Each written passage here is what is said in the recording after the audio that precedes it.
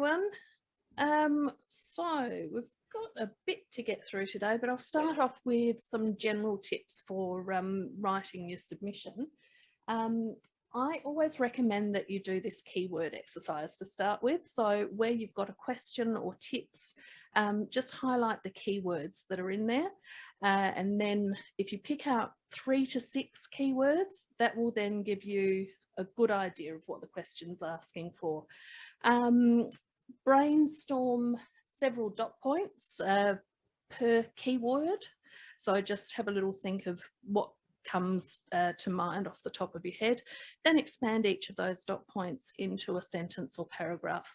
As Stella said, aim for approximately 100 words per score point to start with, and that process will clarify the information you need to help you stay on track with your answer and make sure that you're answering that question. Images, Stella's already covered, so just keeping in mind that often an image can take place of text or be very strong support for it. Collages of your related images, so a collage counts as one image. That's a good little tip for getting extra imagery in there. High resolution images, often if a low res image is used, it doesn't come across very well in the portal. So use high res where you can, and always make sure that you caption those images so that we know what we're looking at as judges. And once again, just divide the image allowance very roughly between the sections. You'll have some sections that warrant more images, but just a rough division will give you an idea of what your targets are. For evidence, include measurable outcomes where you possibly can, so avoid generalised statements. The 3 types of evidence are quantified, where you're talking figures, qualified, where you're talking about examples or relationships, etc. And mixed evidence can be really useful in marketing related initiatives.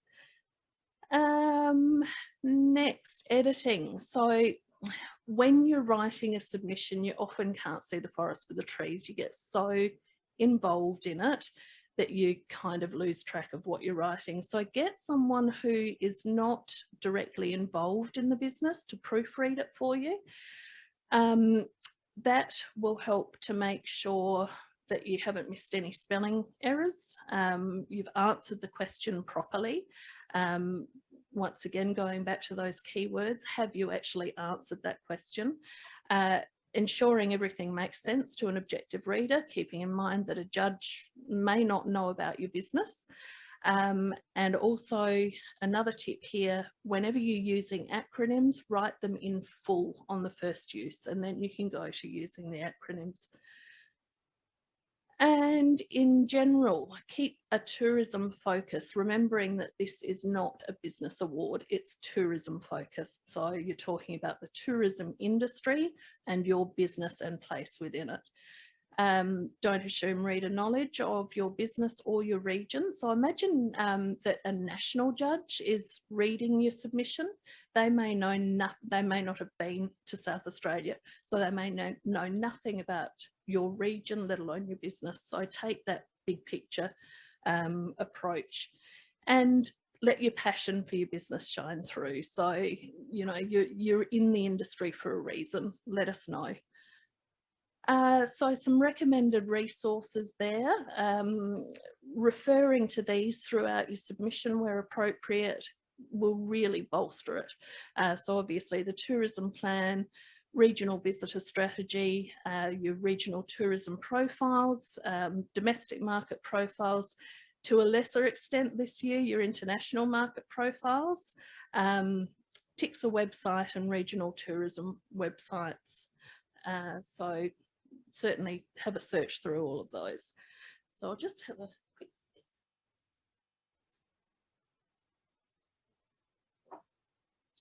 Okay, so on to the COVID impacts. Now there's the question there. Have a look at that question, see if you can pick out some keywords to get to the nitty-gritty of what that question is asking.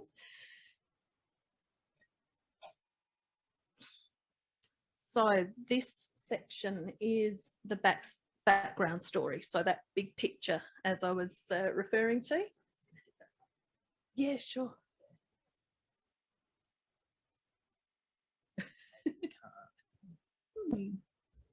So your big picture story in this section, so including factual information about, you know, the setting of your business prior to pandemic, bushfires, etc., any other disasters that may have found their way to you. Keeping in mind that you want to aim for a positive approach. It's been hard on everybody, but we want to know what you have gained as far as insight and benefits out of this. So impacts, talk about the impacts, talk about how you overcame those challenges, what strategies you used, and really talk up your business agility, you know, how you pivoted and made the best of a bad lot, opportunity and crisis. So, you know, if you have a built environment, did you do any maintenance? Did you deploy staff to, you know, do works around the place? Did you revise your business plan? You know, any of those sorts of things that you took the opportunity to make something of. And also remember to tell us how you communicated with your customers about changing restrictions and all of that. How did you keep them in the loop so that they came on the journey with you? Now, okay, so now my screen won't move. We got rid of the tab, but there we go, thank you. So once again, moving on from there, how you've improved, adapted and innovated. So any changes you made to your core offering based on what you couldn't do anymore with the restrictions. And just, yeah, further to that, proactive use of your shutdown time, etc. And any flow-on effects that you've noticed from that. You know, have you noticed that your environment has started to regenerate? Economic, obviously, isn't all going to be good news, but you may have found some new green shoots there. And you may have also made stronger connections with your local community. You know, think about things like that. Think about some of the good that's come out of it. So further again, demonstrating the journey, what prompted the changes, what was the specific challenge that led you to make those changes, what research did you do into how viable that would be, why you implemented them, so the specific aim, how it aligned with your business strategy, and how it enhanced your business offering, so the outcomes to the changes. Measurable and anecdotal, so make sure you've got that quantified evidence in there as well as qualified in this section. You can also identify what didn't work, but make sure you tell us what you learned from the things that didn't work. Okay, so on to the introduction. Once again, having a look at that question, looking at the keywords. This is an overview, this is your big picture. So have a look at your basics, the who, what, where, how, when, why. Think about it, each of those points, and just expand on them. So a few points down there as thought starters, and also making sure that you are demonstrating your eligibility for the category that you've nominated for. So really important to include, especially in the marketing and business sections, your business mission, vision and values. You'll expand on them later, but in this section, just touch on them. So just give us your kind of top line business mission and philosophy. Demonstrating your commitment to tourism excellence. So there are some examples there. Look at it as a multi-tier multi-tier contribution or involvement. Talking about your visitor experience, so not just customer service, but the experience from when they're first aware of your business. You know, what's your philosophy behind delivering that excellent experience? So yeah, and any awards, accolades or accreditation. I always recommend to include 2 maps in this section. So state level, showing where you are in relation to the CBD or the airport. This sort of gives that regional view, and then where you are situated within your region. So you can inlay 2 maps in one there to just sort of make it clearer and compress your image allowance. Making sure that you are using hero images. So as Stella said, you'll be using your best images in your submission. Think about what you've got on your homepage, what you put out in any media, you know, those sorts of hero products and images. So also any accreditation or awards include the logos from them as well. So the question differs slightly for these categories here. I'm not sure whether we've got anyone here who is in those categories. All right, so just be aware that you need to focus on those keywords for each of those sections again. And really talking up how your festival or event enhances the destination that you're situated in. You know, what contribution does it make? How does it raise awareness, etc. So yeah, the response guidance tips are really helpful for guiding you there, and that keyword exercise you'll find helpful too.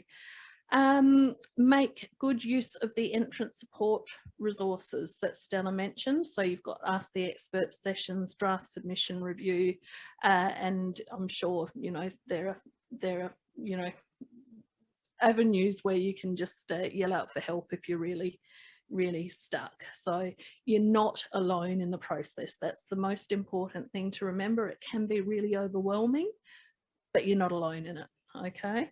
Everyone in this room is on this journey with you, and there is a lot of support available. All right, does anybody have any questions? No?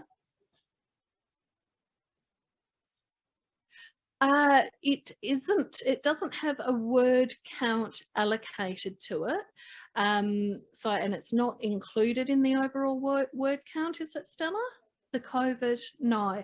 So you can make it whatever size you feel it needs to be to tell your story. So setting up the background story of where your business was at before the pandemic hit, and also, you know, if you're in a bushfire affected region, how did that affect things pre-pandemic? So just make sure you've conveyed all of the information you think the judge needs to know in order to get a good understanding of the impacts for you. Hi.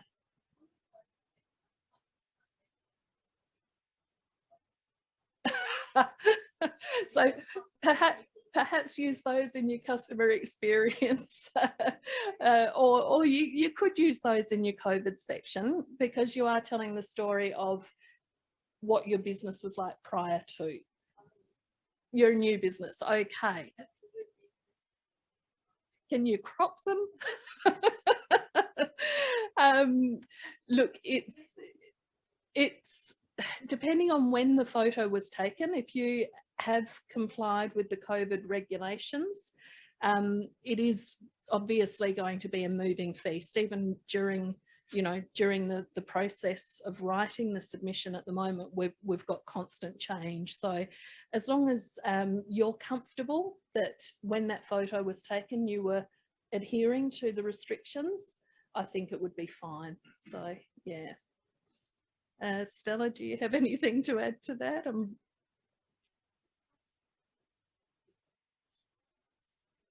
Yeah, sure. So it was that some of the photos that are being used in the COVID section are showing customers who are standing closer together than the regulations currently allow. So yeah, so it's, as I said, it's setting up the story prior to the world changing. So yeah.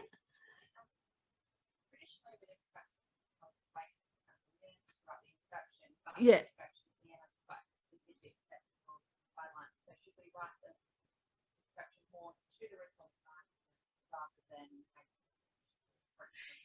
Yeah, so the introduction for this is talking more about your business. So rather than it being a business case, you're telling us a story. So you're kind of setting the scene for the story that you're going to go on to tell us. So yeah, I would suggest that you start with the introduction, because that's going to get you into the mindset. Yeah. Okay. Anybody else? No. Good eye. Hand back to you, Stella.